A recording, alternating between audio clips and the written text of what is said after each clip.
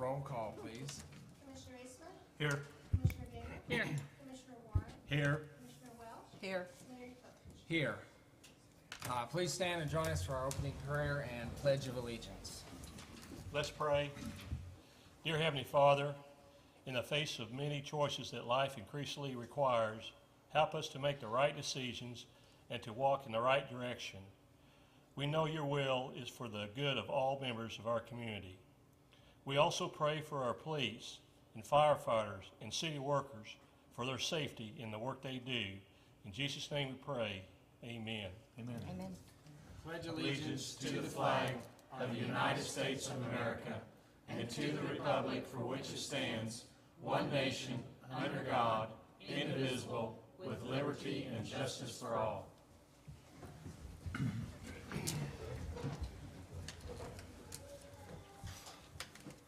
Do we have any additions or deletions to the agenda? No, Mr. Mayor. I so move we approve the agenda as printed. Second. All right, we have a motion and a second to approve the agenda. Any discussion from the commission? All right, it's a voice vote. All in favor say aye. Aye. Any opposed, same sign. All right, the agenda's approved, so we move to awards and proclamations. Yeah. Yes. Recognize K-9 Officer Lee on the occasion of his official retirement from police service.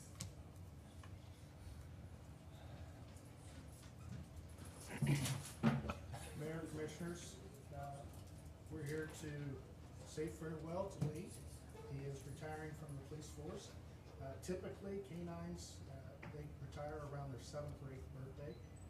Lee is an exceptional dog and has lots of energy, and he's made a couple extra years. So we were very graced with his hard work and dedication.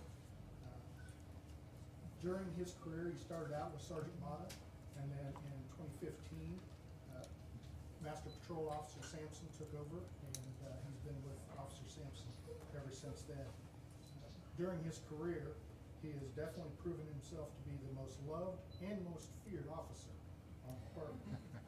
Kids and the general public love his intelligence and great attitude, and the criminals fear his ability to find them and their drugs.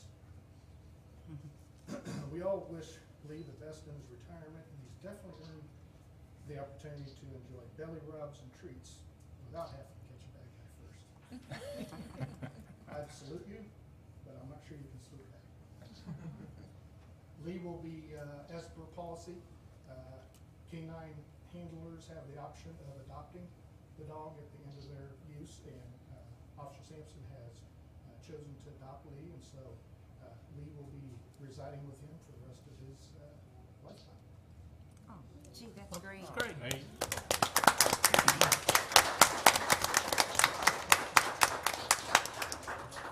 Chief, does he get steak every night for his retirement? Well, you know, I did when we came over here, I thought, normally we have cake, I probably should have brought some bacon treats. But, we didn't think out to get that done, so. I don't know, is he a steak dinner now? Steak flavored dog food. Maybe. Yeah. Do we have a replacement? Yeah.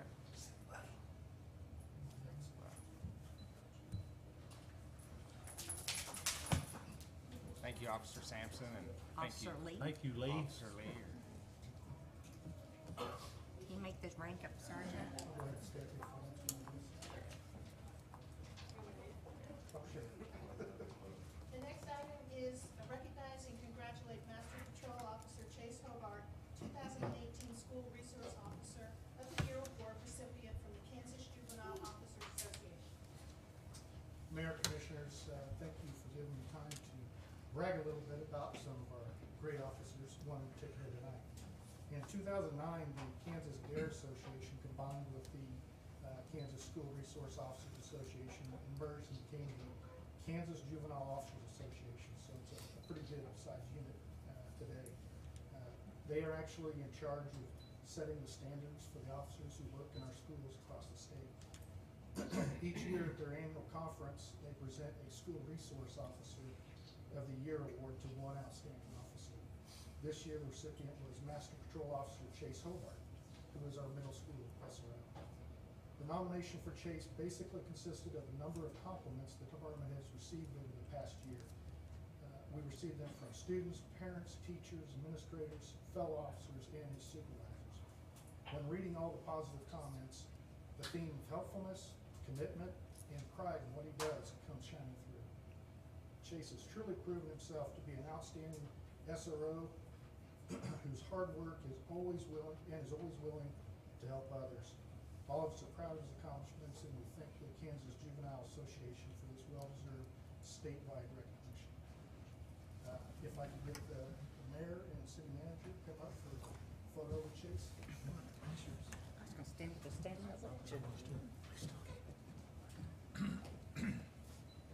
My God, this is one out of 105 candidates.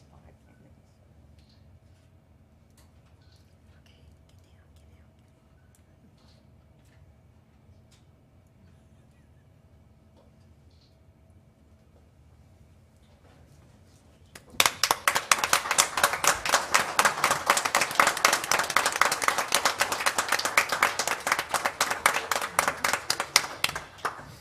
Well, that's quite an honor. That's statewide? That is statewide. Well, that's amazing. Good Yes. job, Chase. That's incredible. I got to ride with Chase one year at our National Night Out, and he showed that he really cares about the community. He really does. So I enjoyed that night. Maybe I didn't show it, but I I do did. not want to be the SRO following in his footsteps. Thank you, everybody. So is there anyone signed up to speak about anything that isn't on the agenda? So moving on to the consent agenda. Can I have a motion to approve that, or do we need to pull something out? I'll make a motion we can approve this consent agenda as written. I second it.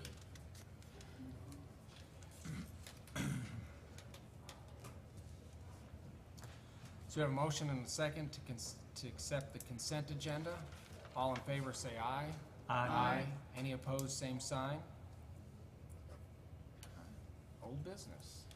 Number one, hold a public hearing and consider a resolution declaring the structures located at 1311 North 8th Street, 831 South East Street, 1304 South A Street, and 1023 South B Street are unsafe and dangerous.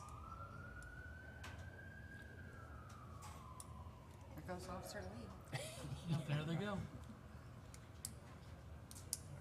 I have a quick question for you, Mike. Have any of these property owners got a hold of you and made any arrangements whatsoever? The only one was Matthew and Vicky Whitey. They came in and got a demo permit, and that was back in July of 29th, I think it was. Okay, And told them that they had 60 days. Usually we give them 30 to start, and I extended it to 60 for them because the husband and wife wanted to turn it down. And so far they haven't done nothing to it. So the time's not, Which one, yeah, or which address is that one? That would be South. 831 South 8th Street. 831 South. Did you give him 60 days from July the 29th? From July, so they basically got about another 30 days. 831 South.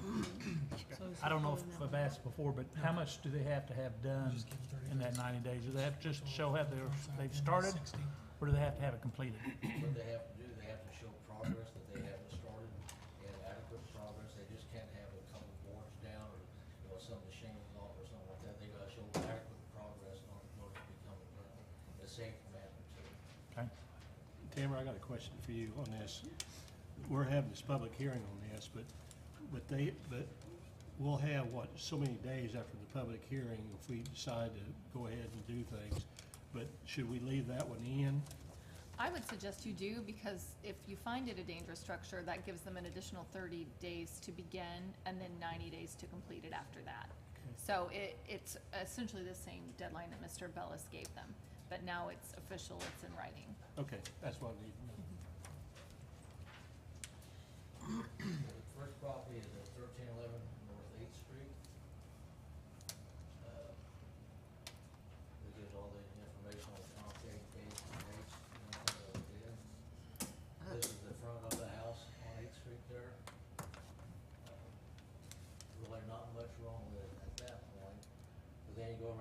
foundation, there's foundation issues, water damage, rain, and termite damage in it, on the structure. This is looking into the garage there. As you can tell, there's hardly any roof up there, there's a lot of holes in it, in the garage area.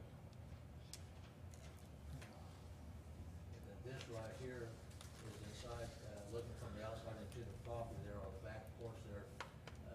Water's gotten into the ceiling, pulled down the insulation, and, down through there and everything. That's like From there, that's a window on the back door.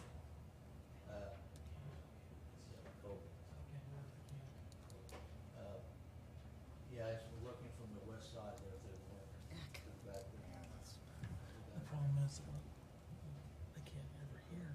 This one's another view, looking the other way from it, through the back door also too.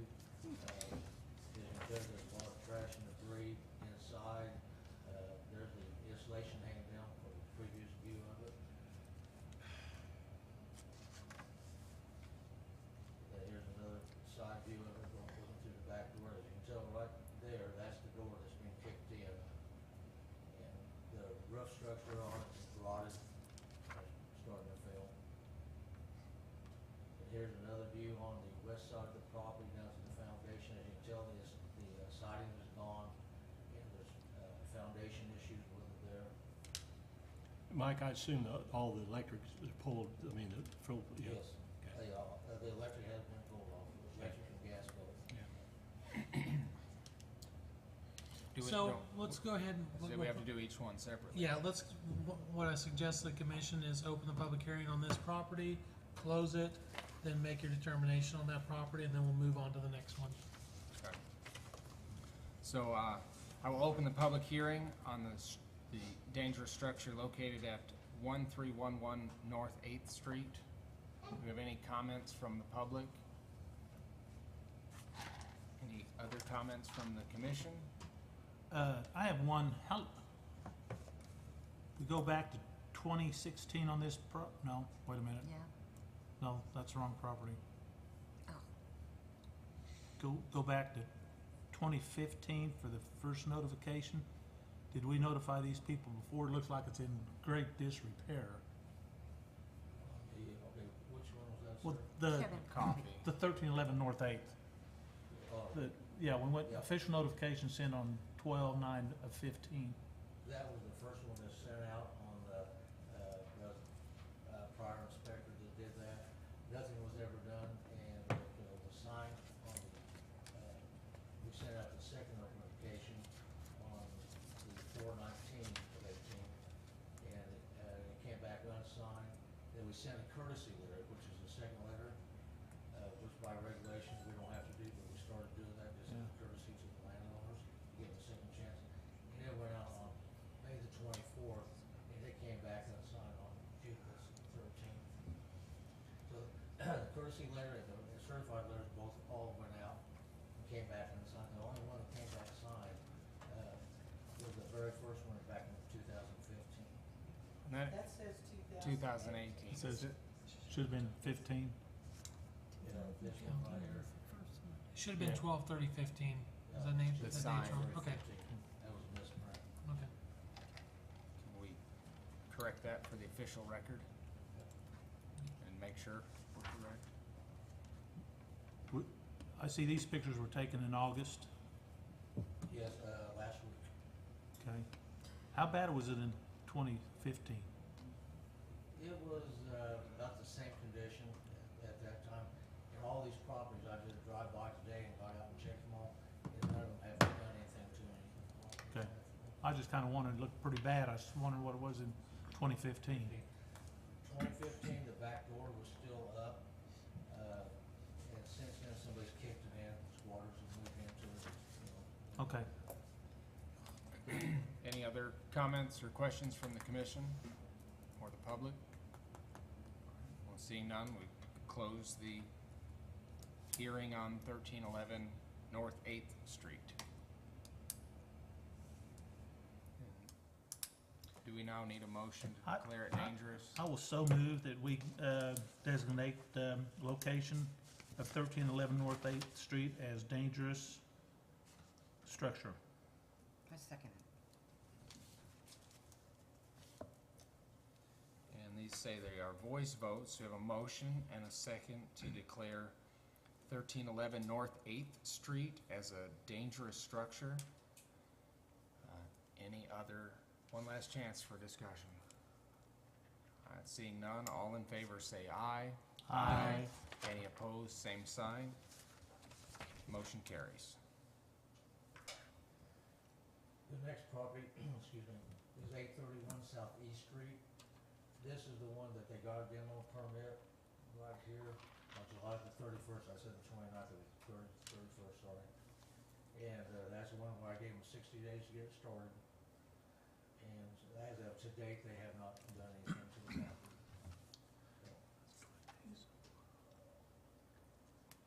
So that means that they are planning to do the work themselves. That was the conversation I had with them, so, Okay. yes, sir. This is the front porch area, as you can tell, there's holes in the front porch on the roof and everything there. This door here is just laying up there, the back door is just not secure at all. The flooring in the front porch there too is rotted, and you gotta be, it's dangerous to walk on, I should say, because of the decay in it. This is the south side of the foundation. As you can tell, there's holes in the foundation, it's falling apart. This is the corner, the southeast corner, southeast corner of the foundation there. As you can tell, there's rot there on the fascia board, on the linear board, I should say, and the foundation's cracking right through there, separating from the rest of the foundation, and just becoming very weak. Here's another one in the southwest area of the foundation. It's all falling apart. It's actually caved into the building underneath, into the crawl space. This is looking through the mirror, not the mirror, the window, and looking into the living room. Keep pushing the wrong button, sorry. Right there, that's daylight coming through the roof there, so there's holes in the roof. All the ceilings down inside there. It's got a lot of, look like, from what I could tell in there, there's a lot of water damage and decay inside it, which means there's probably mold inside that building too. Here's another look inside the south window, into there, another aspect of it. This is looking on the west side of the property. The decay and rot right there from being out into the elements, and underneath there where the roofing should be, it's starting to fall apart from decay. And this is on the north side. This right here, that's all falling in from deterioration from the roof. Well, I'll open the public hearing on the property at 831 South E Street. Are there any comments from anyone in the public about 831 South E? All right, seeing none, any questions or comments from the commission? Tamara, I got a question. If we consider this a dangerous structure deal and they come back within a time span to start tearing it down, but it goes past the 60 or 90 days, but they're still making progress, then we could give them extension? I mean, Yes. as long as you're showing improvement. In the past, that's just fallen within the discretionary function of our Okay. code enforcement officer. They've always, as long as they're making noticeable progress, they've always continued to extend it and work with them. Okay. As long as they're making progress, I Sure. always give them extensions no matter what. As long as, if they go dead in the water and not make any more progress for 30 days or 60 days, that's when I step in and tell them that they have a certain time limit to proceed or have the city go ahead and abate it. I feel like this might give them notification that we're serious. Yeah, right. Did you, Tamara, did you say that if we declare it today as dangerous, that gives them an extra 30 days or not? It would give them 30 days. So that's 30 just, days, okay. just to start. Okay. And that's a little bit shorter than the deadline Mr. Bellis had given them, but by 10 days or so. What I did, I gave them 60 days from the start to get started on it, so Uh-huh. they. Which was basically about got 20 about days 35 ago, days, right? About 20 days, yeah. So, Just to get Just- started. so we Okay, just understood. give him Okay. direction to extend that deadline a little bit. A little bit, okay. Well, Mr. Mayor, I make a motion that we consider 831 South East Street as a dangerous structure. I second it. Okay, so there's a motion to declare 831 South East Street as a dangerous structure. And a second, is there any other discussion? One more time. All right, seeing none, this one is a voice vote. So all in favor say aye. Aye. All opposed, same sign. All right, that motion carries. 1304 South A. Thanks, sir. 1304. The next Ten one is Or, twenty-three I mean, South. 1023, Oh, 23 South B. 1023 South B then, we'll, sorry. As you can tell by the Concrete case, notification went back on December 14th of 2016. That's how long this has been in Concave. I have followed up with it in 2018 in May to go after the property for a dangerous structure because of the condition that it's in. This Mike, is- question, does, Yes, sir. these people that we send those notices out, do they actually live here in town, or are they out of town, or do we even know? Some of them live in town, some Okay. of them live out of town. Is this guy right here, this property owner, I should say, he actually lives, I think, in Salina. Mr. and Mrs. Whitey, the property before, I think their location is in Winfield where they live at. Okay. That's the front of the house looking to the west. This is on the northwest corner of the foundation. As you can tell, it's starting to fall apart as it's caving in. It's got the old limestone foundation on it there. As you can tell, the elements have gotten to it, and starting to decay. Here's another view of it. This is the west area of the foundation in the corner there. This foundation completely gone. Here, you can see the cracks of this foundation, and this is the void of clog here. That has completely fallen apart and rotted. And this actually is a doorway that's been boarded up. This is in the same area. This is where we was looking at before. This is looking at the other side here. There's a hole in the foundation, as you can tell by looking at that angle, how that foundation is blowing out. So it's got some stress on it too. Excuse me. This is over on the southwest corner, which is on the opposite side. It's basically the same thing. This is a hole in the foundation that they put a board across. And the foundation's falling apart. This sticks out actually about an extra 6 inches past this area. That's how much it's falling. And this is actually a hole underneath underneath the structure there. And that's a little bit better picture of it. There's that hole I was talking about. That's the only thing that's holding that corner up, is these blocks right here that's not even laid on that footing. This is all rotted through here from decay and the elements. This is a boarded up window here that they just threw a board on the opening up above it for anything to come into, vermin and rats and everything. And this is a south foundation picture. This right here shows what the elements have done to that limestone. It's basically flaking it off, making the structure unsafe.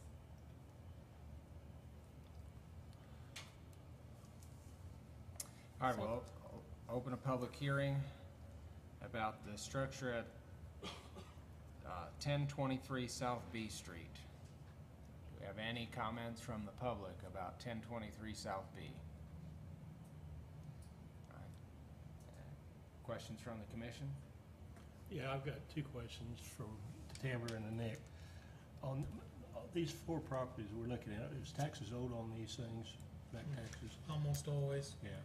It would shock me if there was ever one that didn't Okay. have back taxes owed. Okay, my question to you, Nick, is if we have to go in there and tear them down, which probably looks like we have to, can we put that in our, clear the tax, put it in our land bank where somebody else can? They would have to donate the property to us. Okay, So- Or it would have to be foreclosed on and we buy it at tax sale. Correct. There was a proposed bill to give us the opportunity to, take possession, last session at the state level, but it didn't pass. Well, supposedly, I'm sure that most of these people are not gonna tear these houses down, I mean, so therefore, we're probably gonna have to, Yeah, you can expect each one of those homes are gonna cost us $5,000 to $7,000 to tear down.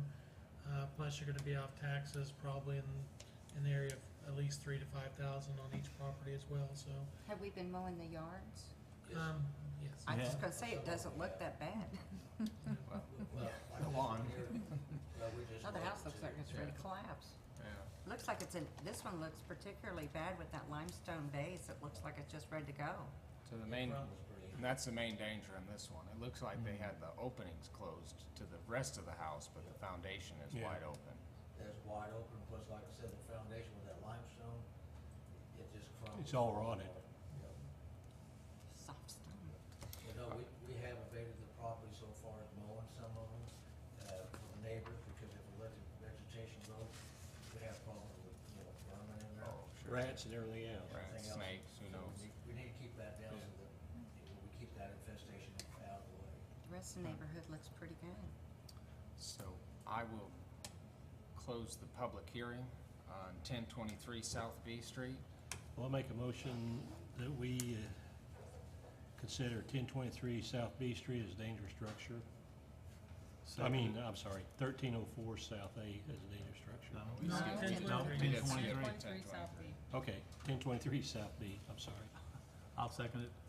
Okay, so now we have a motion and a second to declare 1023 South B Street as dangerous.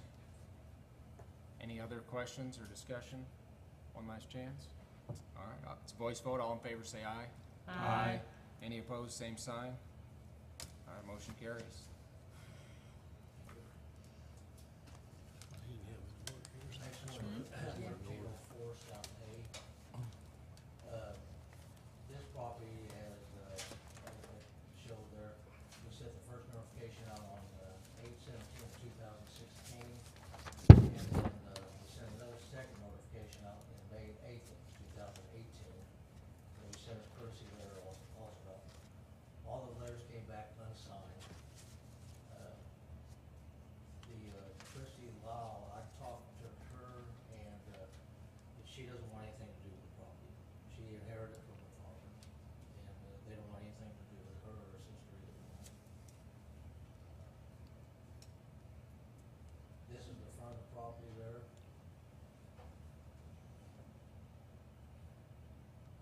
This is the east side of the property looking towards the west. This is a vent going into the attic, it's wide open there, there's a few levers left in there, but the bottom part's completely gone. It's rotted out. This area right here, that's a hole in the wall there that goes completely into the house. The roofing on top of there has got water damage on top of it that's seeping through. This is all rotten here too, down through this area. This is the back door. This is the hole here, and this is the back door that's propped up against this door that was originally the outside door to try to keep animals from going inside. At the bottom of the base right there, that's all rotted out completely.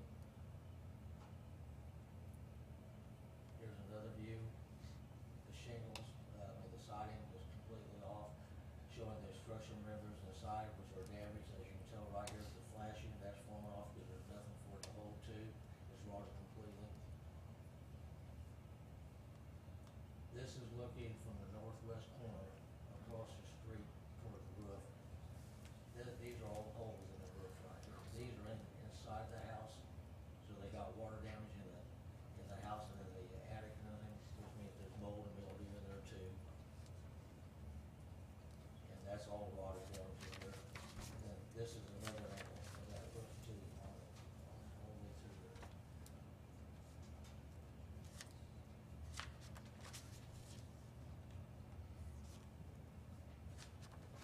But I did talk to, I said Christie, and she said when she went into the house, it was in very, very bad repair. It needed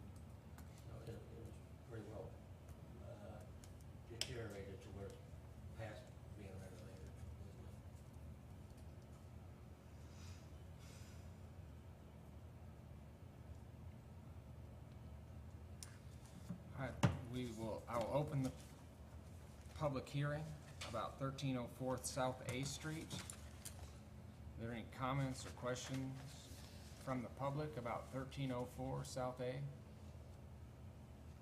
right. Seeing none, any comments or questions from the commission about 1304 South A? I shall move.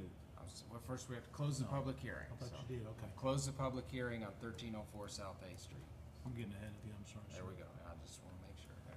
I so move that we declare the property at 1304 South A Street as dangerous structure. I'll second that.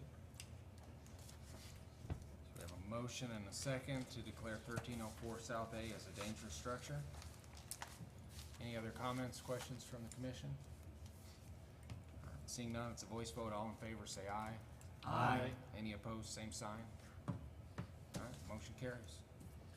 Mr. Mayor, thank you very much. Thank you. Commissioners, thank you. I would request that you do another vote adopting the resolution. You have now found after public hearing that each of them are dangerous structures, but the resolution itself is the one that sets out the deadlines for compliance. So the proposed resolution in front of you addresses all of the properties and then Or all. lays out the deadlines for compliance. Okay. So, would someone like to present a motion about all 4 properties as presented? I so move that we adopt the resolution authorizing abatement of the listed properties of 1311 North 8th Street, owned by Kevin Coffey, 831 South E Street, owned by Matthew and Vicky Wide, 1023 South B Street, owned by Jeffrey Turner, and 1304 South A Street, owned by Christy and Ashley Lyle. I'll second that. So we have a motion to adopt the resolution declaring the structures indicated as unsafe and dangerous, and a second. All in favor say aye. Aye. Any opposed, same sign. Motion carries. New business. Consider resolution authorizing the city to purchase a 2018 Ford F-550 4x4 cabin chassis with aerial device from Altech Industries of Birmingham, Alabama, for an amount not to exceed $112,810. Mr. Mayor, members of the commission, the unit we are wanting to get rid of is a 2005 that we bought used from Westar. And the hardest part on these trucks is the idle time. Mileage is fairly low. It's got 94,629 miles on it, but the hours are at 18,973. Most of the time, they're spent idling, so. And that's a gasoline truck, Diesel. diesel truck. Yes, yeah. With the recent development of Gulf Industries and West Skyline and all the street lights that go along with it, we're just bombarded with too much to take care of. And we've got to have a dependable truck. The one we have now does leak everything but money.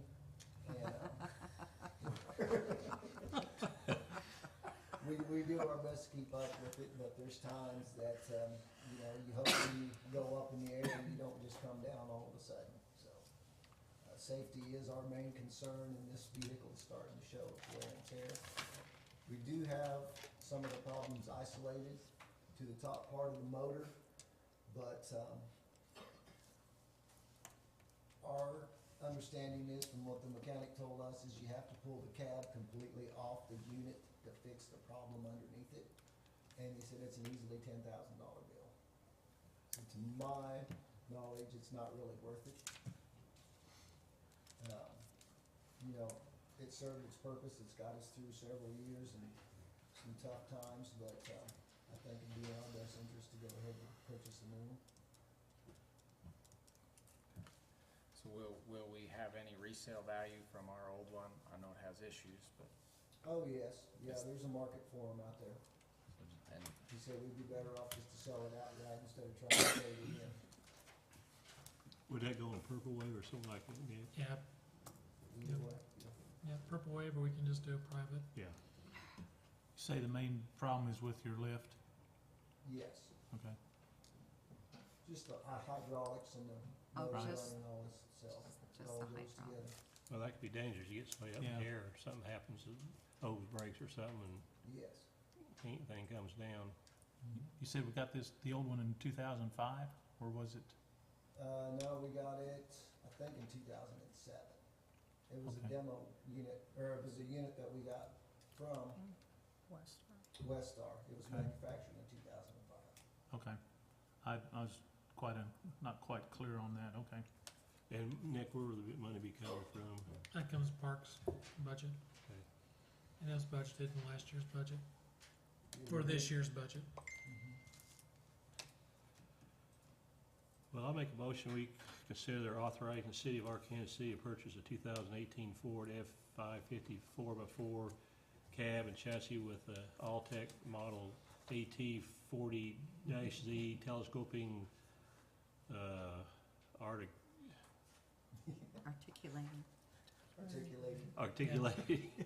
aerial device with a ISO boom from Alltech Industries of Birmingham, Alabama, for the amount not to exceed $112,810.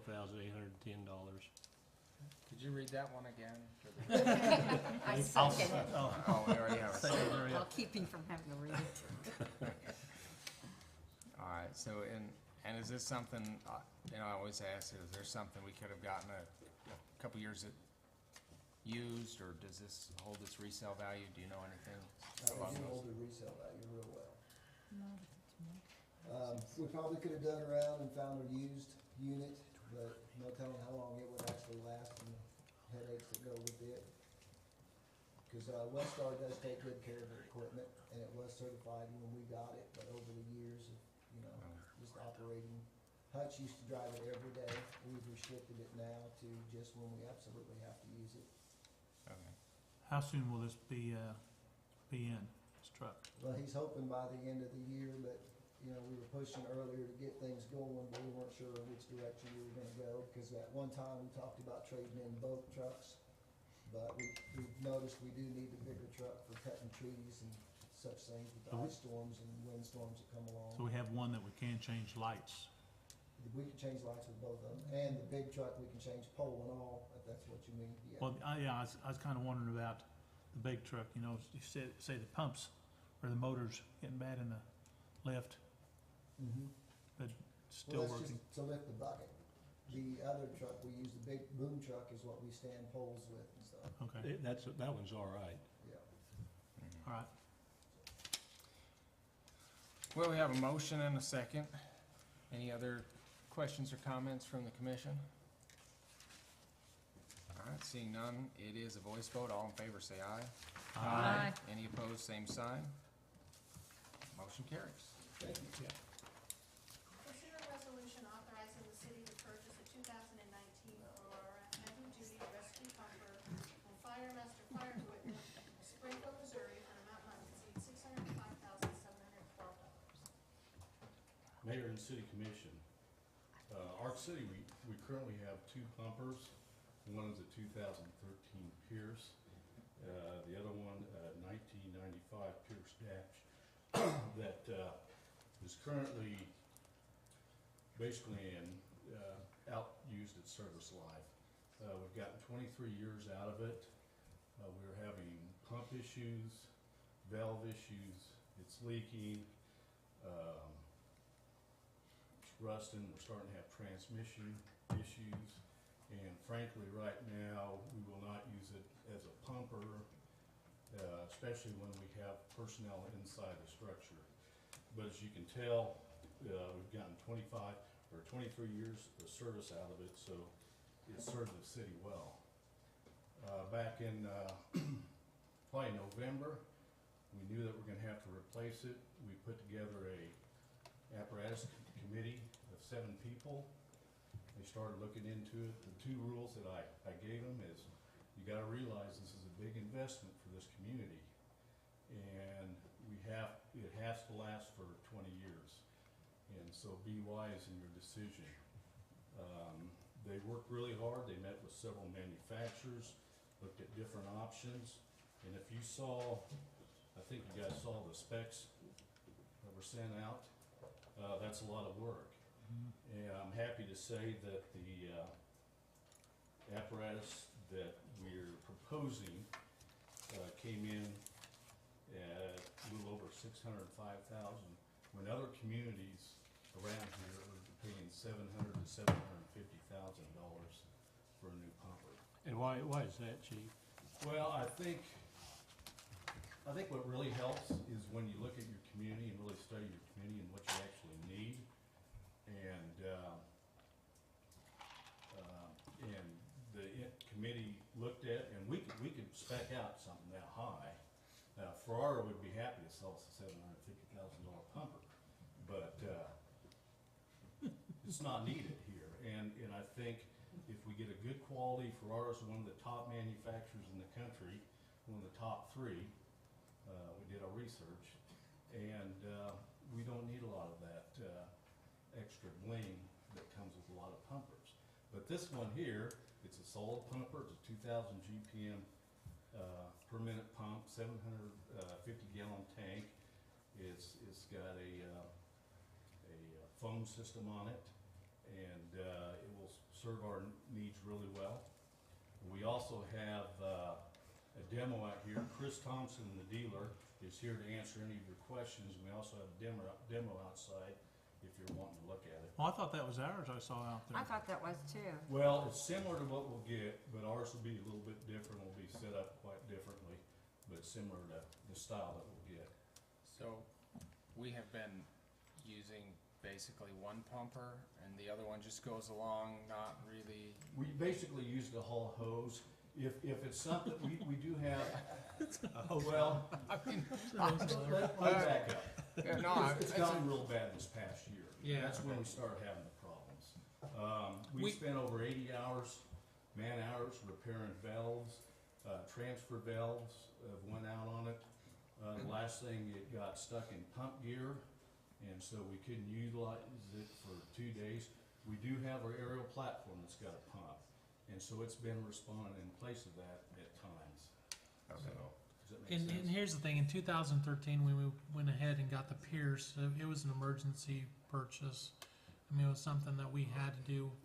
None of our pumpers were passing, and this pumper that we're getting rid of, hopefully very soon, was our best unit at the time, and that was in 2013. Correct. So we did some improvements, worked on the pump, got it where it lasted this long, but we knew that we'd have to look at it in 5 years because we couldn't afford to take on another debt service payment, but we also knew that the aerial was coming off this past year, and so we made our last payment on the big aerial truck, and so this is just basically rolling over that debt service onto a new pumper. And we should be set up, like he said, hopefully for another, at least 10, 15 years. And We're we'll- looking at probably the next one would be the aerial platform. We're looking at 2030 Yeah. for that. And we'll Other probably, ambulances. honestly, we'll probably even replace it prior to 2030, just so we can keep the debt service more staggered, instead of replacing this in 2030 and the next one in 2033 and then another one in 2038. So we'll probably actually get an aerial a few years prior to that, just so we can keep that good rotation going. Sure. How much money have we spent on that one the last year or two? I mean, do you have it? You know, it was close to 620 at that time. But No, that's no, got- I'm talking about maintenance on the old one. I think I've got, so far this year, 6,000 in parts and over 80 hours in labor, because we Okay. have to do our own work. Nice thing about Ferrara is we've got 24-hour service through the dealership. They've got mobile dealership, and if anything would happen to it, they will get us a demo or a replacement to fill in while they fix it. Well, how long is the warranty on this, like this new one? Is it the 35-year warranty on it? No, 35 years? No, 3 to 5 years. 3, 5. Chris could probably answer more questions. I mean, what kind of warranty we get on this? So, like your new car, we actually give a 2-year bumper-to-bumper warranty with the Okay. truck. Now granted, tail lights and little things like that, it's not feasible for me to drive over here and change tail lights, but anything with the truck, it's a 2-year bumper-to-bumper. Your Allison transmission is a standard 5-year warranty through Allison. Your Cummins is also a 5-year. If you would decide to drive 100,000 miles, that's the break off on your engine as well, but your pump, Go to Chicago.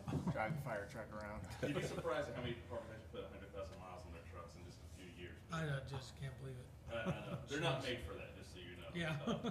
But, you know, and the thing with fire trucks is, just kinda like your boom trucks, they're driven hard, they spend a lot of time idling, where a normal over-the-road truck, they cruise down the road, they don't start out cold, hammer to the floor, so fire trucks take a lot of abuse. So that's one of the things that Ferrer comes in, and we build our trucks around that abuse. So, 10-year, cab and body structural warranty, 10-year paint on the cab. So the body paint is a little bit less because firemen are gonna ding the paint on the body a little bit faster than they do the cabin chassis, but, so. Yeah, the only option they didn't get on this that I want was the blackout package. What's a blackout? But I told you the price. What is it? Blackout package. So blackout package is almost $15,000. It's $15,000, but on it, it basically takes pretty much a lot of the chrome away, so you don't have to spend all that time shining chrome and worrying about Oh. chrome rusting And and, it's actually like a rhino lining. That- So it's, that's uh, what we call have. it very extra. durable. Yeah. We have that And on what I my was truck. worried about rust and everything else, and This and is it's just- even on the wheels too. How does it do in snow and ice then, for those type of bumpers? Phenomenally well. So that rhino lining, the F shielding, you know, I actually have a lot of departments that go to that. Again, cuts down on the I polishing, think it's worth it. the wear and tear on the truck. It just stays nicer. Because if you can imagine like a spray-in bed liner, how long it lasts with the abuse they have. So it adds to the longevity of the truck. It's just, that's where you gotta make that decision if it's worth the extra $15,000 for. It might be worth it. I think in the I think matter it'd be of a worth it. truck and public safety, I mean, for this amount, we might as well get what we need. What kind of niceties did you get? What did you say the price was, 15? Yeah. So- Hey 15,000 guys, more. we're already getting a Ferrari. Yeah. No, don't say Ferrari. Oh, what's Ferrari? That's not the Ferrari. What's the fire department doing buying a Ferrari? That's what I said. Same price, except a little bit more metal that you get with it. It's red, a red Ferrari. So, So, Well, anyway, I'm really happy with the price, and we're getting a lot of, the truck out here, we've got several other modifications, we've got a large bumper in front with a compartment where we'll put Where our is it? actual, JAWS equipment in that this truck doesn't have. The hose bed will be lower, Can we go outside, chief, and you explain some of the things to them and show them? Take like a if you 5-minute guys got recess, 5 10. minutes, doesn't matter. Yeah, We don't have to really take a recess, it's just 5 minutes Just to move the 5 meeting minutes. out. yeah. Let's move it I out. move we move I mean, he the came meeting. all this way to I know. bring the Let's, truck. let's We go out and moved look the at it, 'cause I meeting. saw it driving around and, Did you so watch it'd the be parallel 6:20. What, were you, Yes. Was that you? Will you Yeah, just you make the watched motion it, for didn't that? I did. plus Oh, I'm The sorry. additional. well, blackout they're not package. made to parallel park, are they? let's say Yeah. They won't let them make reconvene the motions. meeting at, Well, we're not recessing We're because not we're still talking recessing. about We're city not business, recessing. so we're just We're moving just on. moving outside. moving outside. We're still at City Hall. No? So we have, this item here. Do I have a motion? I am on it. I make a motion for a resolution authorizing the city of Arkansas City to purchase a 2019 Ferrara heavy-duty rescue pumper with a Hale 2000 GPM pump and a 750-gallon poly tank from the Firemaster Fire Equipment, Inc. of Springfield, Missouri, for an amount not to exceed $621,000. I second it. Okay, now that'll be the 15,000 plus for the blackout. Could add the 15,000 if they choose. Yeah. I second it. Okay, Yeah, you can third it.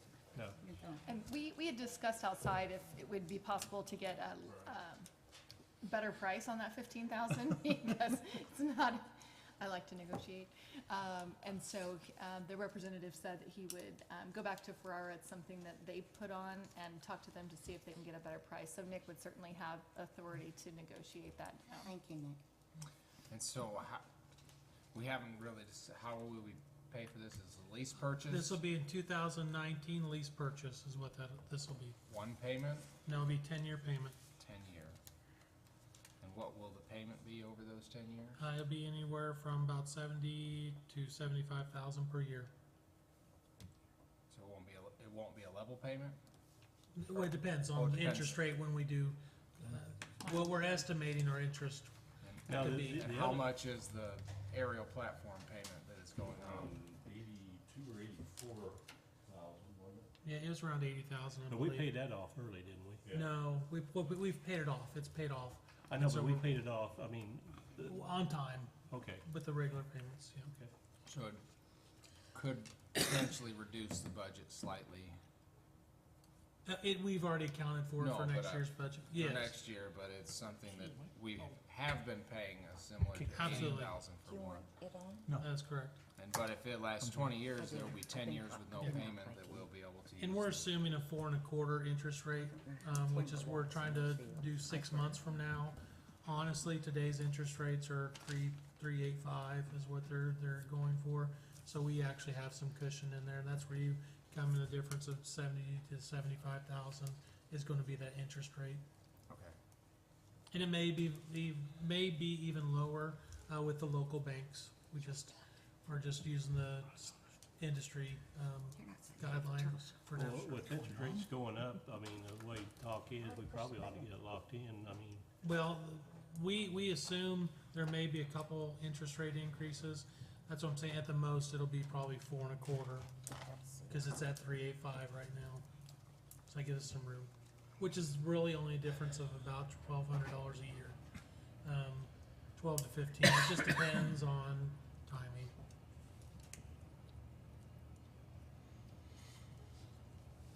Any other questions, comments from the commission? and that truck will be a year from now before we get it? We're gonna order it now, and it'll probably be So, first part of January, February, March, maybe. yeah, so the next step will be a pre-construction conference, and we say 120 days roughly, so 150 days after we complete that pre-construction conference, so just how quickly we can get that scheduled and get back. Okay, now our old truck, we'll trade it off, or, That, really, it'll probably end up purple waving it. so, and what kind of value can we might get off of that? I mean, just, You know, I think it's age and the rust problems we're having. I think it'll end up what happened, and somebody will buy it for, you saw our last two pumpers are sitting on the highway on the way to Kansas City on that junkyard. Have you seen those? yeah. Are they really? I didn't Are know those they were ours? right. Those are ours? Yeah, I seen those are the some last trucks two. up there, I didn't know. And that's probably, it'll end up This one goes. happening to it. I mean, I don't think, And I can't remember, what they sell for, like 12 or 15 grand, I can't remember. Yeah, I think both of them together, Yeah. something like that, so, All right. Well, we can't say we don't get our money's worth out of them. yeah, this one served us well, 23 years, so. Any other questions, comments? Seeing none, it's a voice vote. All in favor, say aye. Aye. Any opposed, same sign. All right, motion carries. You're gonna have to put in your own Keurig. You're gonna have to put in your own Keurig. Your own coffee maker. Yeah. And your awning. All right, number 3. Consider first reading of an ordinance adopting by reference 2018 Uniform Public Defense Code. This is something we do every year. The League of Kansas Municipalities publishes the Public Offense Code. Do I need to hold the on button or just push it? You may have to get at the plus. Okay, Point do you it, just wanna? Andrew. Okay, the League of Kansas Municipalities publishes this every year for us, and we adopt it by reference. League staff goes through all applicable state laws that became effective on July 1, either by the legislature or through case law, and then changes our Uniform Public Offense Code to comply with applicable state law, because many of the things we prosecute in municipal court are also a prohibition of state law. We first adopted the Uniform Public Offense Code in March of 2008, and then again, we adopt it every year. So I've just presented in this PowerPoint what the changes are in enforcement, and I didn't point out on this one every single changed. For example, on the standard traffic offense code that we're going to talk about next, there was a change in a subsection reference that didn't change how we enforce the law, so I don't include things like that. Okay. The first one that's a substantive change is section 3.2, battery against a law enforcement officer. This was changed to now include federal law enforcement officers, not just state and local law enforcement officers. So we can, if there's a battery against a federal law enforcement officer in our Kansas City, we could prosecute it in our Kansas City. And these are all misdemeanors. We don't prosecute any felonies in municipal court. We prosecute municipal code offenses, traffic offenses, and misdemeanors only. So if there's maybe an aggravated battery on a law enforcement officer, that would be a felony, so that would only be prosecuted in district court by the county attorney. Section 3.3, assault. An assault on a law enforcement officer was also amended to apply to federal law enforcement officers as well.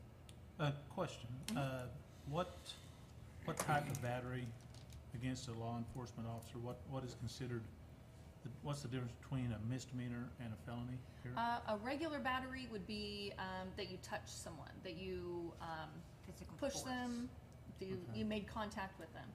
Aggravated would be if you used a weapon. Okay. And that can be interpreted as your hand, your fist. I was kind of wondering what. Right. I just think the more serious step is a felony, and that would go through district court. I know I've prosecuted a battery on a law enforcement officer when somebody pushed them. When the law enforcement officer was trying to investigate a crime.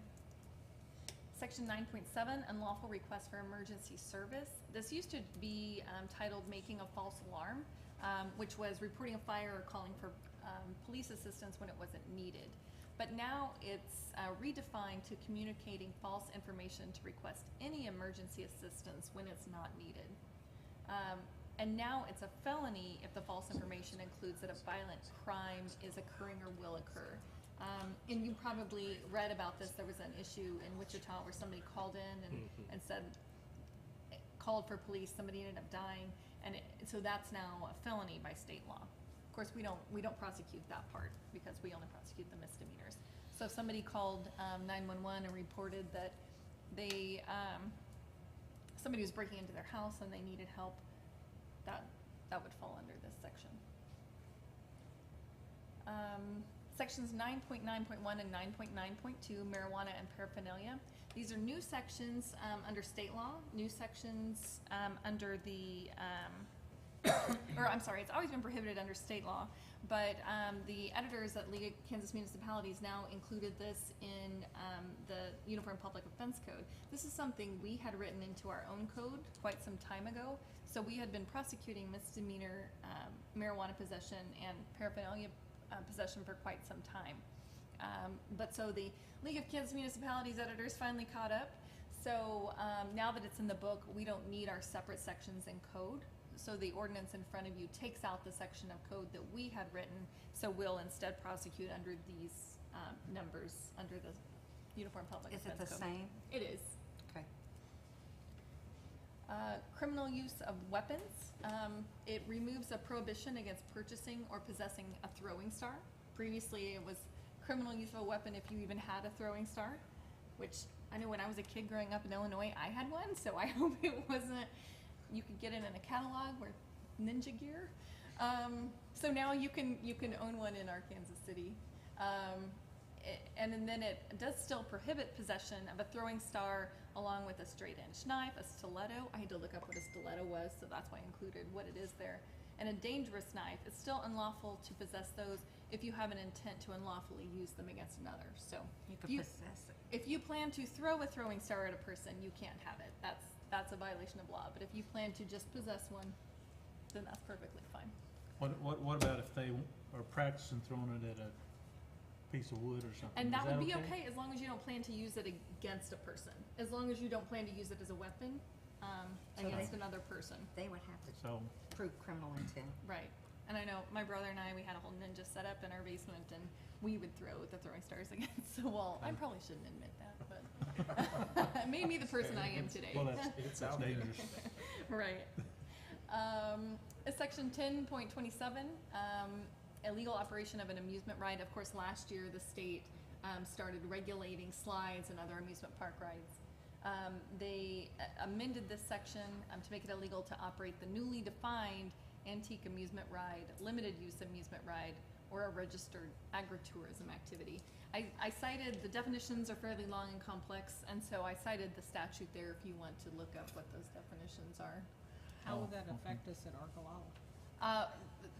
The carnival companies are required to have them permitted, inspected, manned. There's certain requirements for when a person has to be there and operate, things like slides and amusement park rides.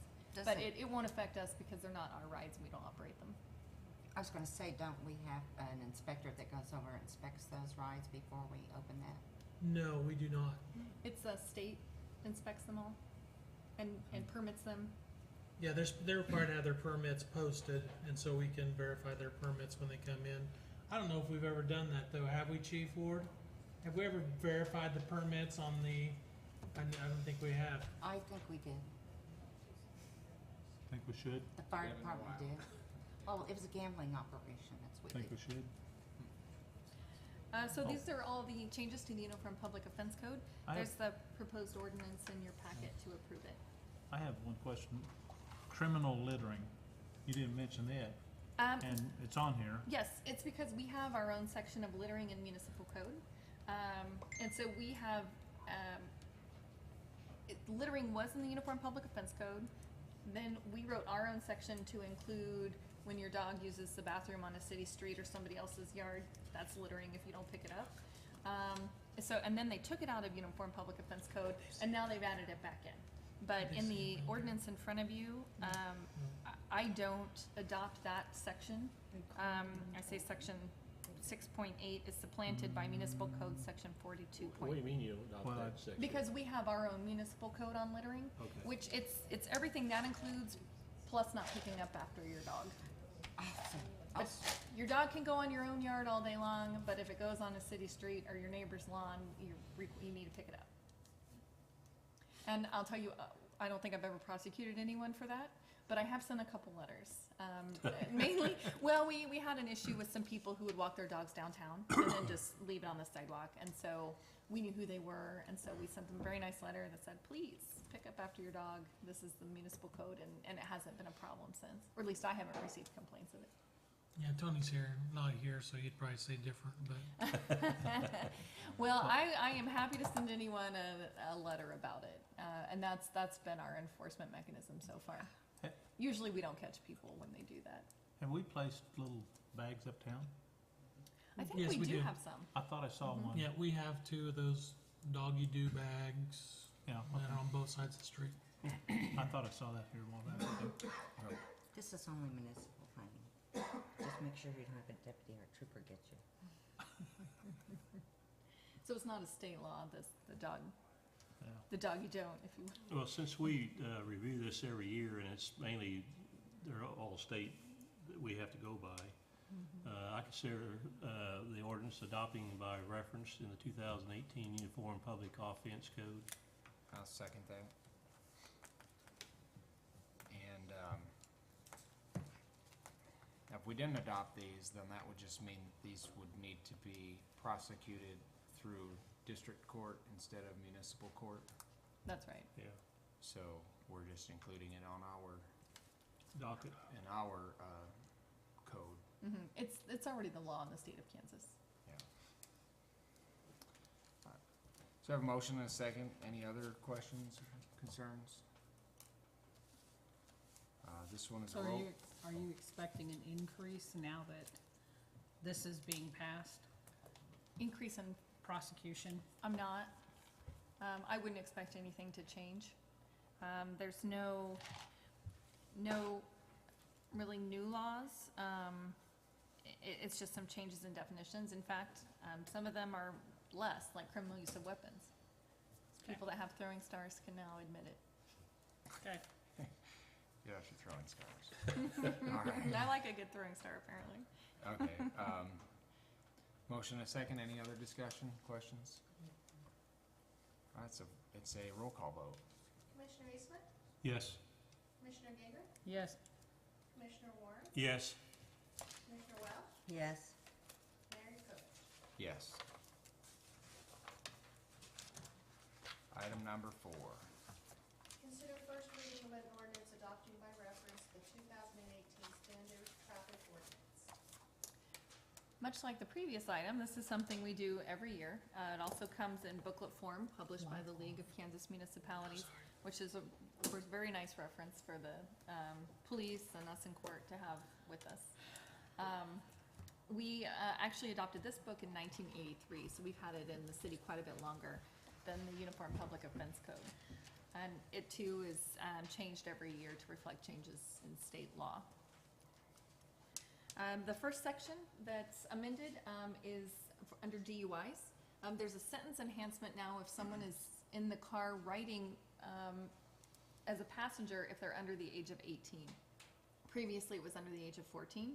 So if someone has a DUI, which means they drive in, among other things, drive in excess of 0.08 with blood alcohol levels, then they're sentenced to an additional 1 month in prison. So on a first offense DUI under Kansas law, you're sentenced to 48 hours in jail. So if there's someone that's 17 riding in the car, you'd be sentenced to 1 month and 48 hours in jail. Now on a first offense, you're often eligible for a diversion, which means you don't have to do jail time. But on a second offense, there's no diversion. Minimum sentence is 5 days in jail, so it'd be 5 days, 1 month if someone under the age of 18 is a passenger in the vehicle. There's also some slight modifications regarding applicability of prior convictions, but it doesn't change the enforcement of it. Commercial DUI, same thing. Commercial DUI is different in that the legal level is 0.04 or above. So if you're driving a commercial vehicle with a blood alcohol level of 0.04, you can get a DUI. If you have someone under the age of 18, you'll get an additional 1 month imprisonment added to your sentence. This is a completely new section, section 40.1, passing a stationary waste collection vehicle. It now makes it like a police car. This is a state law. So if you see a trash truck, for example, stopped, loading trash, and they also have to have lights, which we'll talk about that in a minute. So it's got lights flashing. You're required to slow down and go as far to the left as you can. So let's say if it's a 4-lane highway, you slow down and then go to the left lane, or if you can go into oncoming traffic safely into the other lane, then you're required to do that. I had that problem 2 days ago. I did go to the left, slow down, but then I had to stop because they bring the trash out, across the street. So, Now this is entirely new. So under state law, it's warnings only until July 1, 2019. This is like the bus? Right, buses, School buses. police cars too. If you see a police car on the side of the road, you're required to slow down and Move over? move to the other lane, go as far to the left as you can. So now it makes essentially trash trucks the same thing. But you don't have to stop. No, you just have to You can just slow down, move to the left. Proceed with caution, move around to Yeah. the side. In It's a safety residential measure. areas. Well, you stop Right. anyway. Presumably, most people would be going slow, but obviously they're not if the state felt compelled to adopt a new law on that. So overtaking and passing a school bus, it's similar. You're required to slow down, or stop when a school bus has its stop sign sticking out, its lights flashing. By state law now, the fines for repeat offenses are increased. So first offense is $315. Second and 5 years is $750, and the third is $1,000. And I thought you'd be interested to see what our current fines are in municipal court. So we'll first offense is the same, but we'll be required to raise the second and third offenses in municipal court to the minimum fine set by state law. You actually have people that have a second and third offense? I can't recall one. I know we've had them because people would get confused on Summit Street when a school bus would stop on Summit and put its stop sign out, and then people wouldn't stop. So we did see some people, but that's been a couple years ago. And I know we had talked to the school district at that point and said perhaps the school bus shouldn't be stopping on Summit. But everything got worked out, and I haven't seen any since then. And so I don't know if people just pay the fine or if if they get more warnings or if it's not a problem anymore. I don't know why, but people don't come and complain to me about it or ask me to look into it anymore. We certainly haven't seen No some matter of the what instances. direction. That's how Right, it's right, out. no matter You what come to a direction, stop when a sign. school bus has its stop sign out, you're supposed to stop. And now, it just confused people on Summit because there's so many lanes of traffic going at the same time, and it's a pretty, Yeah. pretty well-traveled road. Littering from a motor vehicle is now a new section, under state law. It prohibits littering from a motor vehicle. And, so you can't drive along in a car and throw something out onto a highway or a city street. Something I think we all probably quit doing in the 80s, I hope. But it. I've seen, would this include cigarette butts? Littering, Let littering. me Because see. I see people flicking cigarettes out their window They start all the firing. time. And I would think it would include that, but that would be, Especially to do this in California. well, if you have a higher fire danger, I mean, Yeah. it makes perfect sense. Litter is defined as rubbish, refuse, waste material, garbage, trash, or debris of whatever kind or description, and includes improperly discarded paper, metal, plastic, or glass. So it would be considered, Debris. It could be. Paper, Mhm. metal, plastic, or glass. There's paper. Yeah, Uh-huh. I don't know what else. roll paper. I don't know what else they make. I think on this one though, it's, does a police officer see you do it? right. Now, one interesting wrinkle that I put on here, which is unusual for a statute, it's, if a passenger doesn't admit to it, the driver gets the ticket. So you could be in a car full of, I mean, as a parent of someone that, a child that recently started driving, they could have a car full of kids, which they better not, because that'd be in violation of restrictions, but so let's say your teenage driver's in a car with a car full of kids, and somebody throws something out from the back seat, and they don't know who did it, the driver gets the ticket. They don't admit who did it. Right, right. So, I mean, this is where drivers have to regulate That's their where you passengers. Take him outside. Right, right. Would, would this, that, ordinance, would that be a police officer's discretion, or could he, if they throw a sack from McDonald's out, couldn't he stop them? And we'd probably give them a warning first. It's all within officer Depends. discretion. Okay. We have some really good officers, and so they give a lot of warnings. It may be because it's a new law, maybe people don't know, although they should have known a long time ago not to litter, but, the officers have discretion to give warnings, or they have discretion to give citations.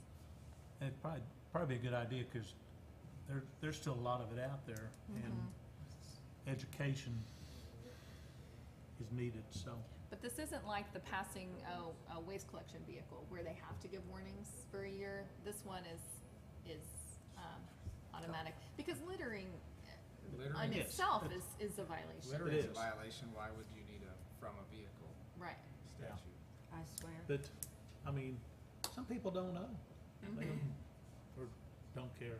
Yeah, So, okay. maybe a little bit of both. Unlawful operation of a golf cart. This section prohibits operation of golf carts on city streets unless the city authorizes it, and of course, we have not, although,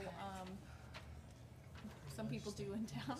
Tamara, let me ask you this question. If you had a handicap that couldn't drive, but drives, golf cart or something like that, do they have to get a permit from the city to do that? No, it's currently prohibited, so they can't.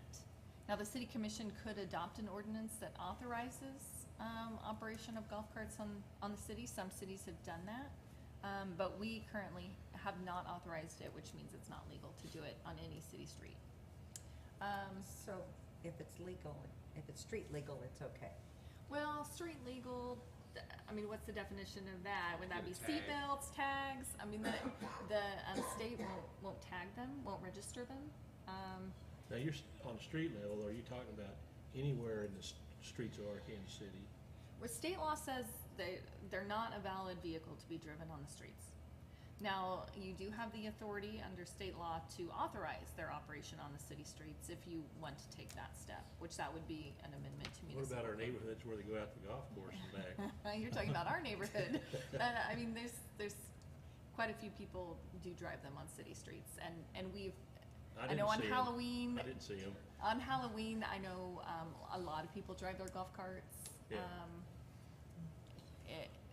It's just not something that people have been cited for currently. We looked at this when I lived in Osage City. We actually did allow it in Osage City, and we also Minneapolis, Kansas allowed it with the permit process. And honestly, we never had any issues. I think our biggest issue at the time was there was some discrepancy in the law, and I don't know if they got this fixed about crossing state highways. They did, but you have to cross a state highway at 30 miles an hour, at least 30 miles an hour. You can't putter across it in your golf cart that barely moves. Yeah, because Then that was that's the a only safety hang up. issue. Because we had in Osage City, the main road, Main Street basically, was a state highway, and so that was our biggest concern in Osage City. And the same thing in Minneapolis, the golf course was on a state highway, and so how were they supposed to drive out to the golf course?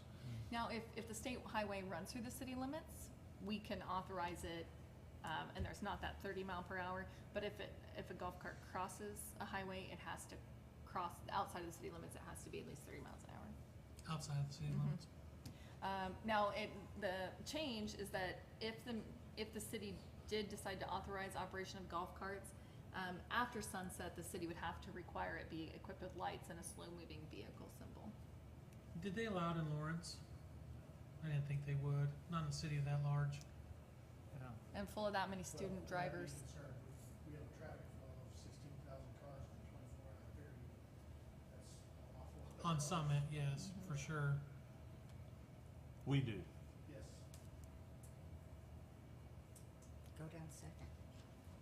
And I'm certainly not making a recommendation regarding this. I'm just telling you how the Yeah. law has changed. Yeah. All right, next slide. Does that have to do with wheelchairs too? Um, Automatic electric wheelchairs? no, that section doesn't apply to wheelchairs, but people can certainly use their Yeah, wheelchairs are wheelchairs, exempt, but they I should believe. stick to sidewalks. Motorized wheelchairs are exempt. Yeah, yeah, they're treated like a But pedestrian. that's what I was just telling Commissioner Welch, is they should stick to sidewalks whenever they can, because Yeah. that's the appropriate place for a pedestrian conveyance. Section 174, horns and warning devices. I kind of gave you a preview of this. This is a section that now requires all waste collection vehicles to have flashing lights in the front and on the back. So they have to be 2 amber flashing lights on the front, and then 2 flashing lights on the back, level as wide as possible, and amber or red or any color in between. That's how the ordinance reads. And the lights also have to be visible at a distance of 500 feet. And it serves 2 purposes, both safety for our waste collectors, so people can see them and see that they're there, and then also for enforcement of the ordinance to go around them. People can't, they should receive plenty of notice that there's workers there, that they're currently collecting waste, so that people know to slow down and go around. So it's a safety issue. Currently, our trash trucks have 2 flashing lights up at the top of the bin that I noticed. Right. And so we'll have to, Flashing lights, yeah, I just saw the level. So we'll check on that. I mean, so we'll probably So- have to, From the way I read it, they don't have to be at the same level front and back, but they have to be level on the truck. So the ones in the front could be higher than the ones on the back, but they have to be level with each other. oh, It's on the back there, up at the top. yeah. So I guess compare that to maybe one on the back where it's on the driver's side up top and then the passenger side on the Oh, I bottom. see what That you're it has to be No, ours have the level. same horizontal Yeah. level. Yeah, the older trucks used to have just one flashing light in the middle and the back, and it was just Yeah. flashed consistently. And so this makes a lot more sense. And not white flashing lights, they're very So specific we'll about just have the to colors. change them. Okay. There's a proposed ordinance in front of you, and the item did reference section 194, driving while license suspended. It doesn't change the ordinance's requirements, it just refers to some different subsections that are now in statute, but it's the same behavior, so I didn't even reference that because it's not a change, it was just a numbering issue. So the ordinance before you would adopt by reference the standard traffic ordinance, and it also refers to our municipal code sections that we have that either replace the standard traffic ordinance, or are in addition to. So we cite those by number, but there's no changes to municipal code other than what's in the book. I move we adopt by an ordinance, adopting by reference the 2018 Standard Traffic Ordinance. I second it. And I guess I would make that motion, and then we may need to look into the golf carts. But we'll cross that bridge, I guess. We'll try to get.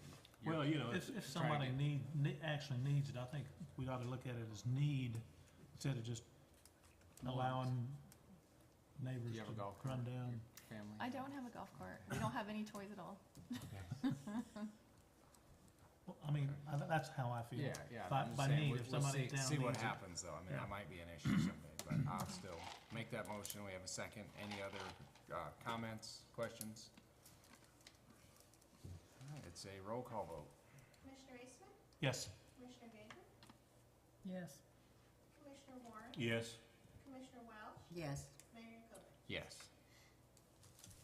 Number 5. Consider a resolution authorizing an update to the municipal water conservation plan for the city of Arkansas City.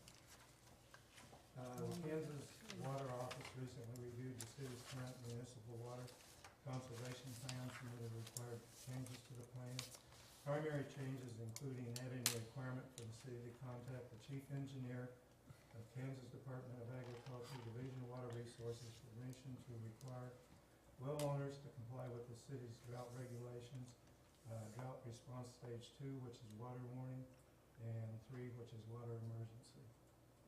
We don't have that many people in town that got well waters, do we? I mean, the city limits. We have more that, we have quite a few wells in town.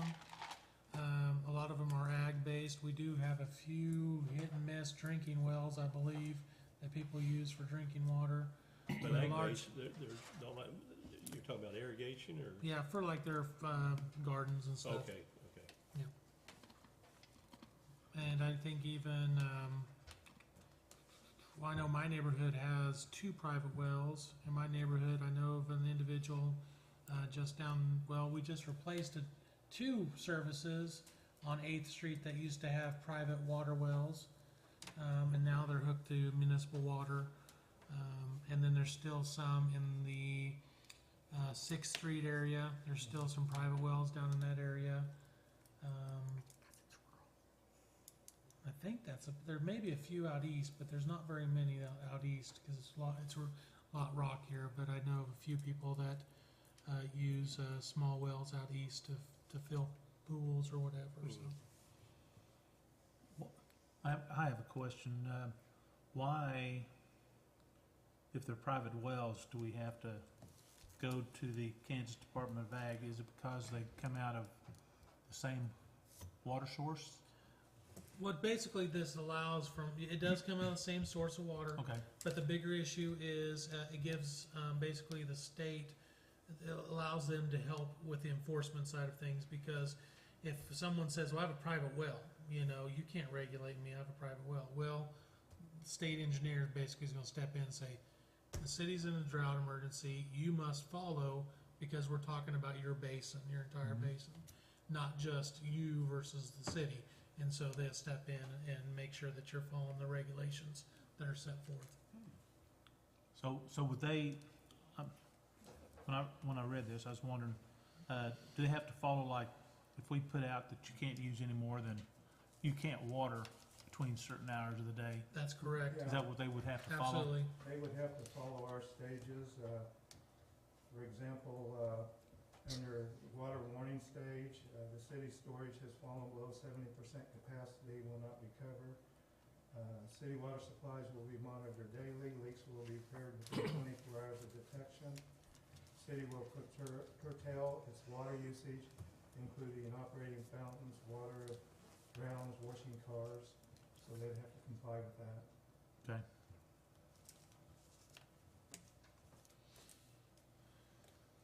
So it's under management actions, that item number 4 there Right. is the only thing that was not in the plan before. They did change a couple of references up front, but that was the primary right there, adding those 2 to the 2 stages. And why was that? Was the water department office wanted it? Okay.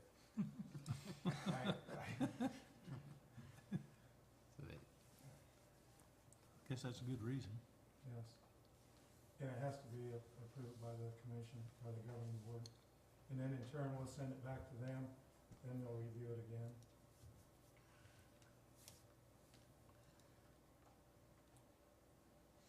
Is this something new that we are required to do, or is this just continuing on? We've changed it and modified it from time, over time. I think the last modification we made was in 2013, I believe. But 15 was the last modification. And that was pretty significant. Covered that in 2015, Yeah, so that required the plan. yeah, and we And made some basically, pretty, 2015 is similar to what we're doing right now. it's exactly the same with these few minor changes. Okay. Yeah. So this actually, I would say maybe even limits the city. It says the city will contact the chief engineer of the Kansas Department of Agriculture Division of Water Resources for permission to require private well owners to comply with the city's drought response regulations. So maybe before we were able to force them to comply without permission from the city or from the state. I'm not, now if we're looking for compliance, we must contact the chief engineer before we can ask private well owners. Yeah, we might have done that, but, or by mayor, we could have done. This just separates, And so, private wells are. private wells- Different water resources, and, municipal waters.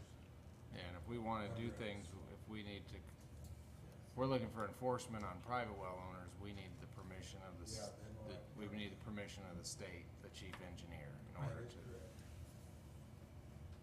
So maybe it's the other. Yeah, it forces us. I don't know what prompted this. I wonder what the situation was. There's always some situation. Mhm.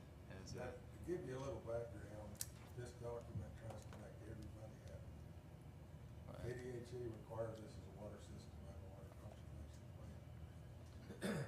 DWR requires us to have a conservation plan that follows their format. And then we also need, I think on the SRF loan for the new water treatment facility, we have to have this document under the DWR format and okay by them. So that, Yeah, I trying to make was just trying to read it myself and understand it here as we go through it. So that, to me, that seems what it's, the intent of that is that if there's private well owners and we're trying to restrict their use, we must also get the chief engineer involved before we can do that. we'll have to contact him for permission. He'll decide whether we can do it. Right. Okay. I think it's probably a good thing, because there may be some people out there that say we're gonna use all the water we want, and you're not stopping us, and we've got problems with our water and stuff. So I think it's probably a good idea. Or they can start selling it when we don't have any. Well, I'll make a motion, we consider a resolution authorizing an update to the municipal water conservation plan for the city of Arkansas City. I'll second it. Any other questions or comments about item number 5? I might add that in reading this, the Kansas Department of Agriculture, so it's probably for the big wells that the ag uses, is more towards them than the wells within the city residents. Mm-hmm. That's probably what brought this along. Yeah. Yeah, there's probably. Well, you go up by Salina with the big irrigation up there, when they had water problems up there several years ago, and they had to shut down the water, to kind of protect the city of Yeah. Salina. That's what that's all about. That's probably what this is about. Yeah, it is. It takes the fight between the city and the landowner and has the state involved, so it's not as. Right. Not as, so there's a third party that you hope is unattached, third party that's farther away rather than just, individual or a city and a We need the state individual. happy with us too. Yeah. So we have a motion and a second. Any other comments or questions? All right, that's a voice vote. All in favor say aye. Aye. Any opposed, same sign. Thank you. Thank you. Item